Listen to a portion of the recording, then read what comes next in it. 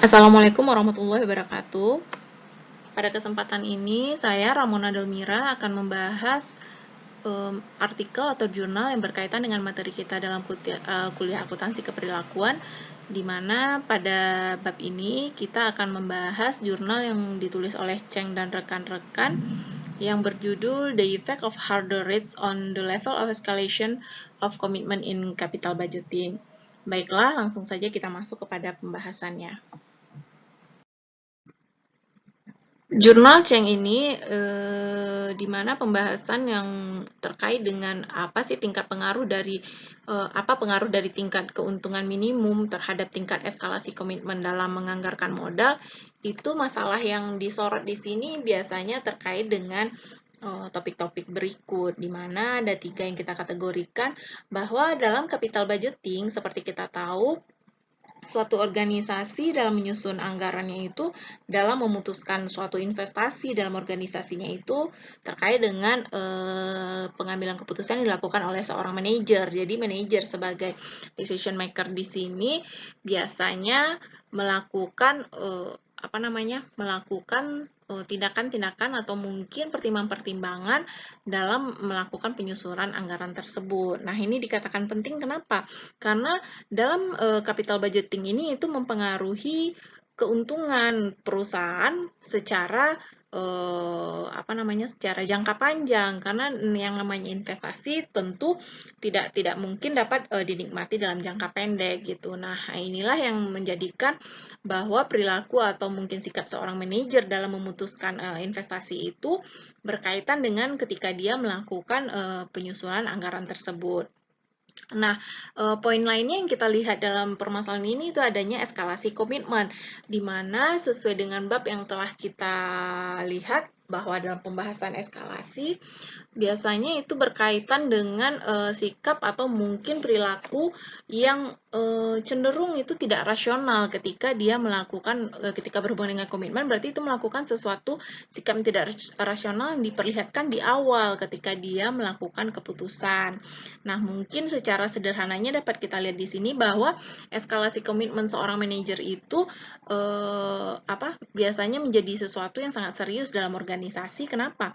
Karena biasanya itu cenderung dilakukan oleh seorang manajer yang lebih self-interest, artinya dia lebih mementingkan kepentingan individunya di atas kepentingan organisasi. Nah, mungkin dilihat di sini ada sesuatu yang menyebabkan bahwa dia bersikap melakukan sesuatu dengan tujuan bagaimana kinerjanya itu bagus gitu, dengan tidak mempertimbangkan mungkin alternatif-alternatif lain, tetapi lebih memfokuskan bagaimana dia kelihatan keputusan yang diambil itu adalah keputusan yang bagus, walaupun sebenarnya itu tidak menguntungkan secara finansial kepada perusahaan.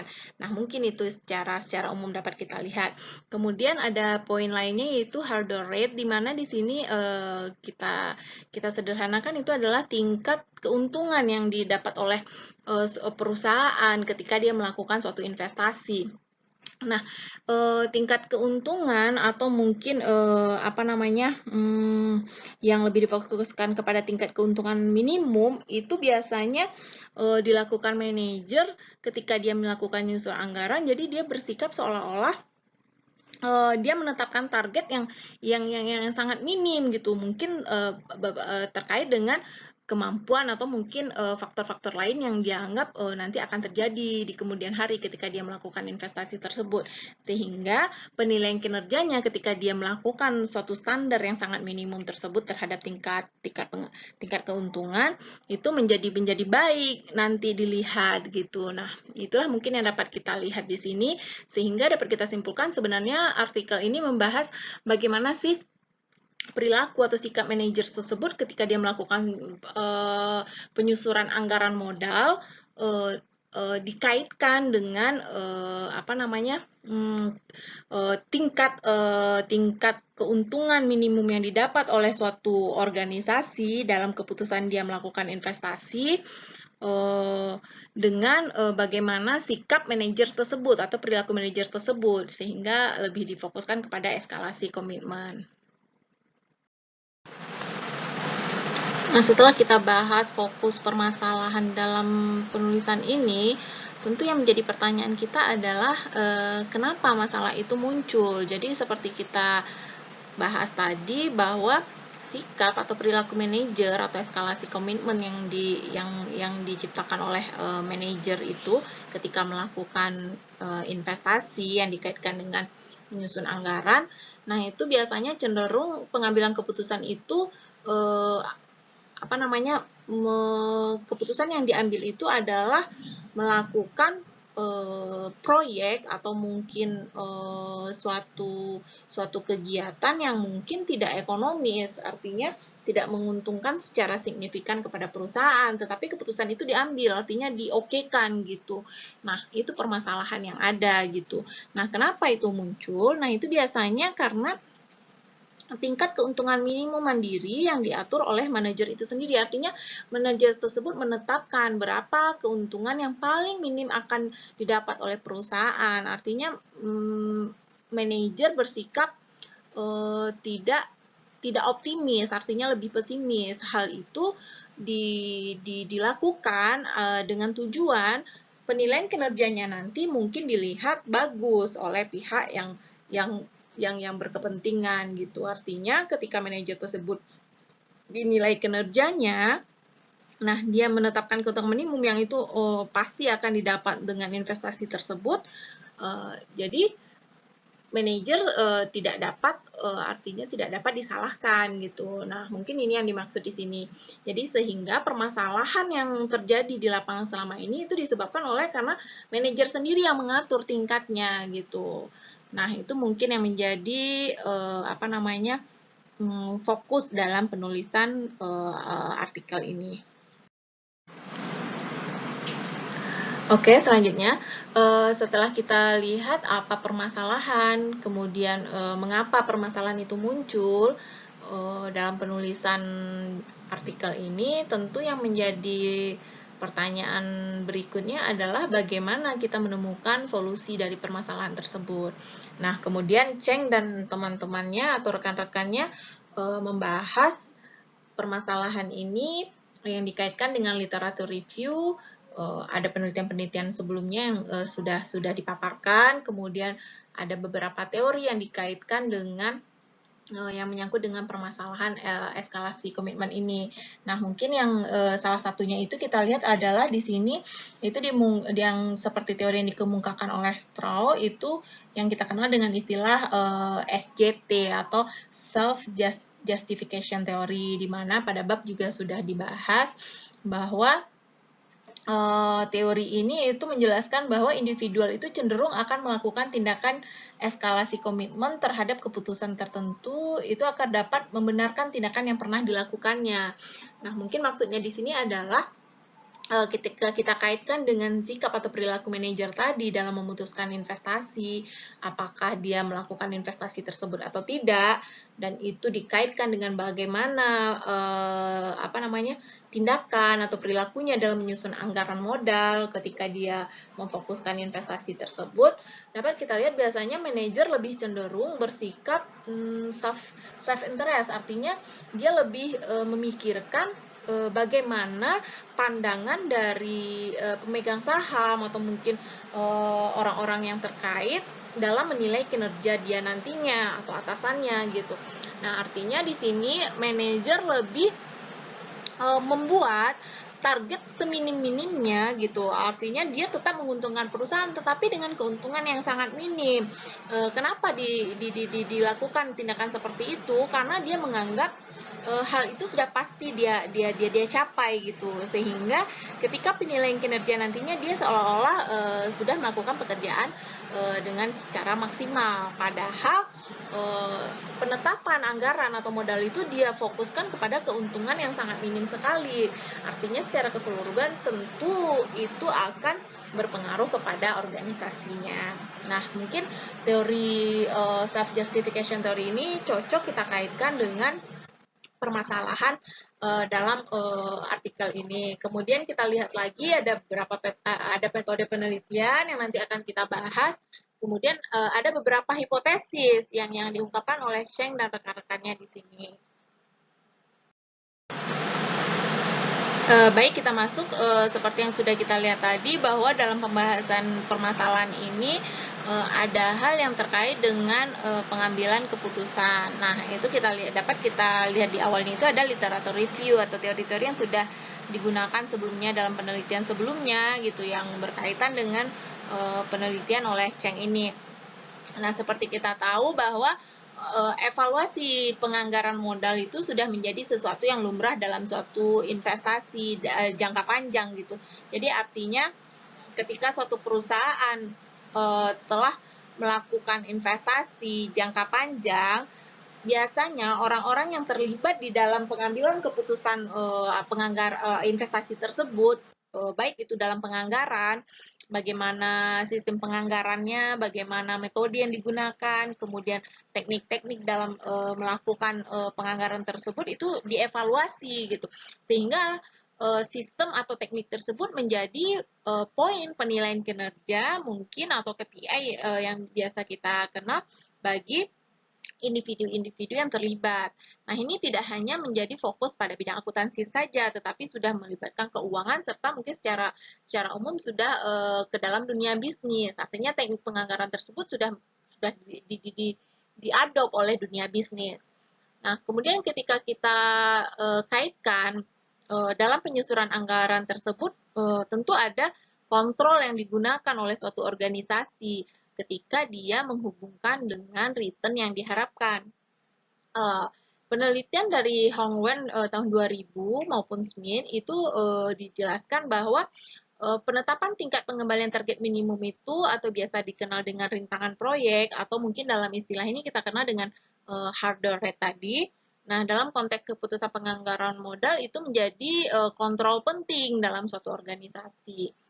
Kemudian ada beberapa grand teori yang berkaitan dengan pembahasan ini yang sudah digunakan oleh penelitian-penelitian sebelumnya.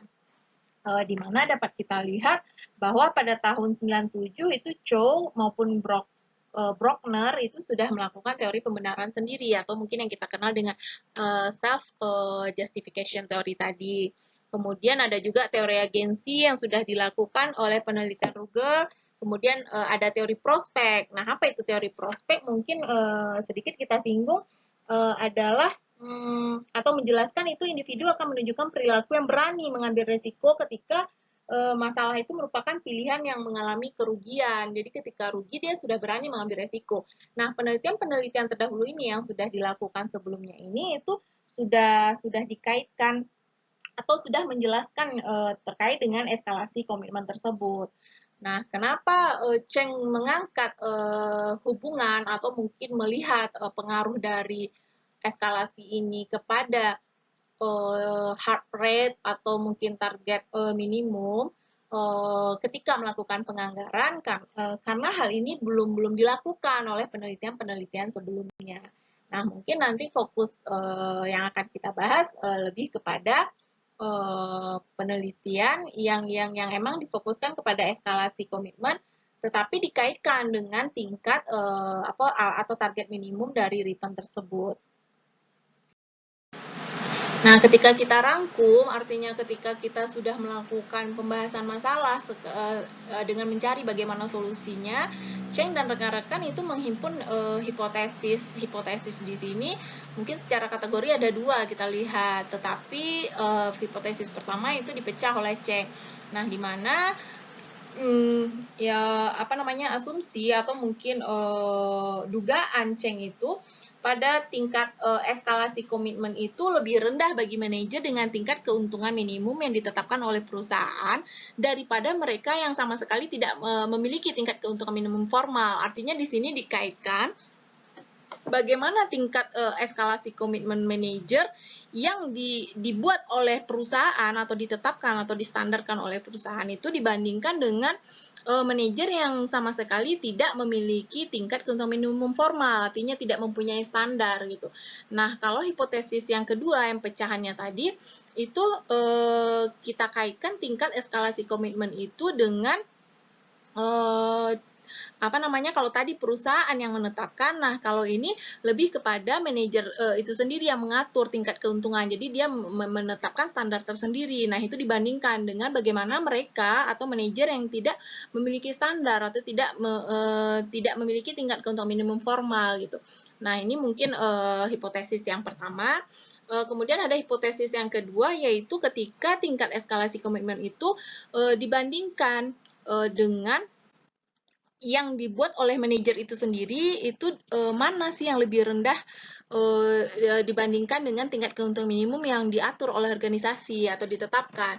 Nah, Cheng di sini dan rekan-rekannya itu memiliki asumsi bahwa yang dibuat oleh manajer itu sendiri, nah itu biasanya lebih rendah tingkat eskalasi komitmennya jika ditetapkan oleh perusahaan, artinya tingkat keuntungan itu ditetapkan atau distandarkan oleh suatu perusahaan atau organisasi. Nah, itu mungkin hipotesis yang menjadi bahan olahan nantinya dalam metode dalam penelitian ini.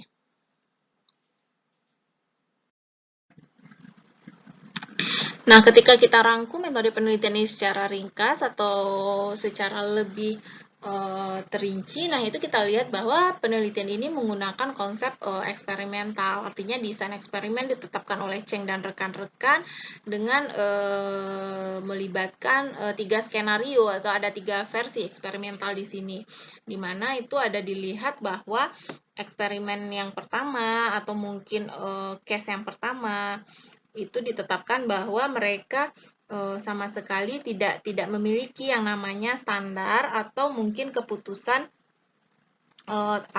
target tingkat minimum.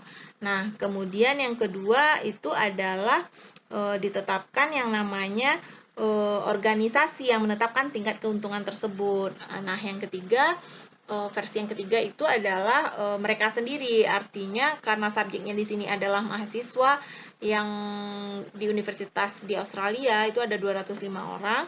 Nah, mereka dianggap seolah-olah sebagai seorang manajer. Nah, itulah versi yang ketiga, bahwa mereka sendiri yang menetapkan tingkat keuntungan tersebut. Nah, desain dalam percobaan ini itu untuk mengetahui bagaimana pengaruh tingkat tersebut, tingkat yang sudah mereka tetapkan tersebut atau perusahaan tetapkan terhadap perilaku eskalasi dari manajer tersebut dalam investasi atau mungkin dalam proyek. Nah, konsepnya di sini itu dilihat di mana semua subjek diberitahu informasi tentang peran pribadi mereka dalam proyek yang konsisten dengan kondisi teori pembenaran diri atau mungkin dikenal dengan teori self justification tadi. Nah, kemudian itu mereka dilakukan atau disediakan umpan balik dengan pendekatan keputusan ekonomi yang rasional, di mana semua mata pelajaran diharapkan untuk mengakhiri dari proyek tersebut. Jadi sudah ada ditetapkan tanda-tanda. Nah, skenarionya sudah ada ditetapkan. Kemudian desain seperti kita lihat tadi, desainnya itu adalah desain eksperimen, di mana itu skenarionya itu dibuat, kemudian ada beberapa atau mungkin kalau secara rinci ini dilakukan dalam 2 tahapan. Jadi dibuat dalam dua tahap atau bagian, di mana pada bagian pertama itu subjek diminta untuk mengambil peran manajer proyek di sebuah perusahaan dan mengatakan bahwa mereka telah memulai dan berinvestasi dalam proyek yang menjanjikan. Jadi proyek itu sudah dilakukan. Kemudian pada bagian kedua itu mengatakan bahwa 4 tahun telah berlalu dan mereka sekarang meninjau kemajuan proyek tersebut. Jadi mungkin seolah-olah kejadian ini sudah investasi yang sudah dilakukan itu udah 4 tahun yang lalu gitu. Nah, mungkin itu konsep yang dilakukan, di mana variabel yang dinilai di sini dapat kita lihat bahwa variabel independennya itu kita lihat tingkat dari keuntungan minimum tersebut, hurdle rates, kemudian variabel dependent atau yang tetapnya adalah bagaimana tingkat eskalasi komitmen tersebut. Nah, dalam penelitian ini juga dilakukan setelah penelitian dilakukan, kemudian dilakukan analisis data. Nah, pada analisis ini kemudian digunakan beberapa atau mungkin dilakukan beberapa tahap penyelesaian. kemudian ada juga dilibatkan yang namanya ada pembagian kuesioner, post test, kemudian kuesioner post test tersebut juga melibatkan beberapa komponen atau mungkin dilihat bagaimana dibuat pertanyaan, kemudian dicek bagaimana manipulasi pertanyaan tersebut, kemudian juga dilihatkan bagaimana tingkat dari harder rate tersebut jika memang ada, karena kalau kita lihat tadi kan ada 3 versi tuh, ada yang memang ditetapkan harder rate-nya, ada yang tidak gitu. Nah kemudian semuanya itu diolah, kemudian dilakukan uji hipotesis yang nantinya akan didapat suatu kesimpulan.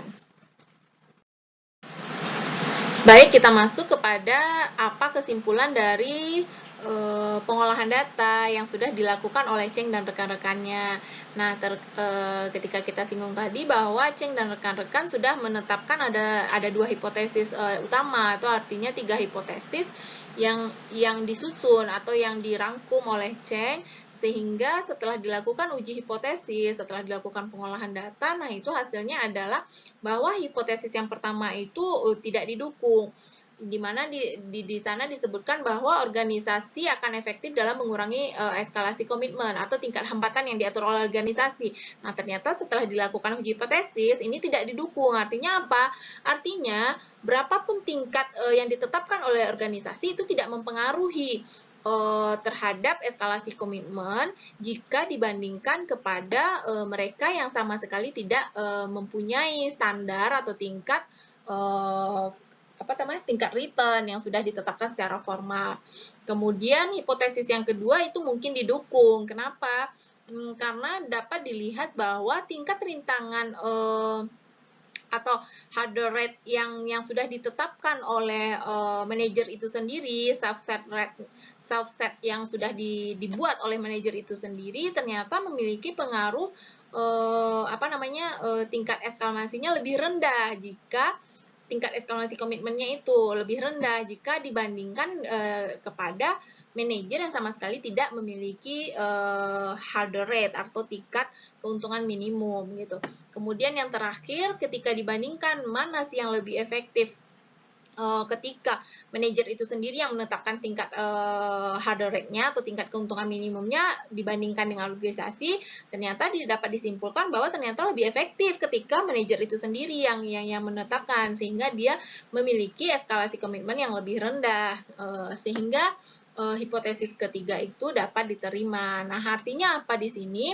Artinya adalah ketika seorang manajer itu menetapkan target yang dikaitkan dengan harder rate atau tingkat keuntungan yang minimum yang ingin dicapai gitu, nah itu sangat mempengaruhi atau artinya memiliki pengaruh dalam mengurangi yang namanya eskalasi komitmen. Jadi dia ketika dia difokuskan untuk menulis atau menetapkan target sendiri daripada perusahaan yang mengharuskan gitu.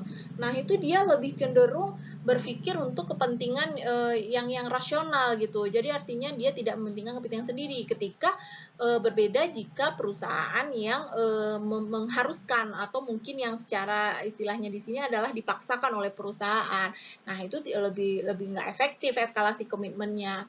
Jadi sebaiknya perusahaan itu emang melakukan atau menyerahkan bahwa target tersebut mungkin lebih ditetapkan oleh manajer itu sendiri karena dia tahu kapasitas, kemampuan serta mungkin pertimbangan-pertimbangan lain yang dia hadapi gitu. Nah, ini mungkin akhir dari penulisan atau pengulasan dari artikel ini, di mana dapat kita lihat bahwa ternyata jurnal atau artikel ini dapat memberikan kontribusi kepada perusahaan yang mungkin nanti dapat digunakan bahwa manajer proyek atau mungkin manajer yang memutuskan untuk melakukan suatu investasi itu menuju tingkat rintangan yang diinginkan sambil tetap menjaga komitmen terhadap tingkat rintangan dihasilkan oleh proses penentuan itu sendiri. Nah, artinya apa? Artinya ketika manajer tersebut diberikan wewenang untuk menetapkan atau menyusun anggaran sendiri yang sesuai dengan target yang dia harapkan, nah itu biasanya lebih efektif, tetapi dengan tidak menyampingkan, atau artinya dia tetap fokus kepada tujuan dari organisasi secara keseluruhan gitu. Jadi jangan seakan-akan meskipun manajer ini memiliki wewenang untuk untuk menetapkan standar atau target sendiri dan menyusun anggarannya, dia tidak mengindahkan kepentingan dari perusahaan, tidak gitu. Nah, ketika dia berikan tanggung jawab tersebut mungkin dia lebih bersikap lebih menetapkan komitmennya itu, sehingga eskalasi komitmen itu dapat dikurangi atau mungkin dihilangkan sama sekali. Nah, mungkin ada keterbatasan dalam penelitian ini ketika kita tahu bahwa eksperimen ini diciptakan atau dilakukan dalam suatu konteks versi yang tentu memiliki keterbatasan, di mana uraian tugas tidak mencakup semua informasi yang berpotensi dalam situasi penganggaran modal. Jadi konsep pertimbangan dari lingkungan itu sangat-sangat minim sekali, karena yang namanya proses penganggaran modal dalam suatu organisasi tentu banyak dipengaruhi oleh faktor-faktor lain. Nah, ini salah satu mungkin keterbatasannya. Kemudian dapat kita lihat bahwa ini juga menjadi suatu acuan bagi kita jika kita ingin melakukan penelitian berikutnya atau mungkin yang berkaitan dengan ini, kita dapat menyelidiki itu keefektifan dari keputusan yang selama ini keputusan selama pengaturan tingkat kerintangan. Jadi ketika tingkat atau hurdle rate yang sudah ditetapkan tersebut, nah itu efektif nggak sih keputusan tersebut bagi perusahaan secara keseluruhan gitu. Nah, kita lihat ketika ini sudah diterapkan, bagaimana sasarannya nanti ketika kita melihatnya beberapa tahun ke depan. Nah, mungkin ini adalah akhir dari pembahasan artikel ini. Yang dapat kita rangkum dalam dalam kesimpulan yang mungkin masih sangat minim sekali. Nah, baiklah, mungkin kita sudah sampai kepada slide penghujung. Artinya apa? Artinya demikian mungkin yang dapat saya sampaikan terkait dengan artikel ini. Banyak kesalahan yang mungkin menjadi catatan atau mungkin masukan, sehingga dengan adanya pengulasan atau mungkin pembahasan nanti bisa menjadi penambahan atau penyempurnaan dari pembahasan ini. Baiklah, terima kasih atas perhatian dan waktunya. Terima kasih. Assalamualaikum warahmatullahi wabarakatuh.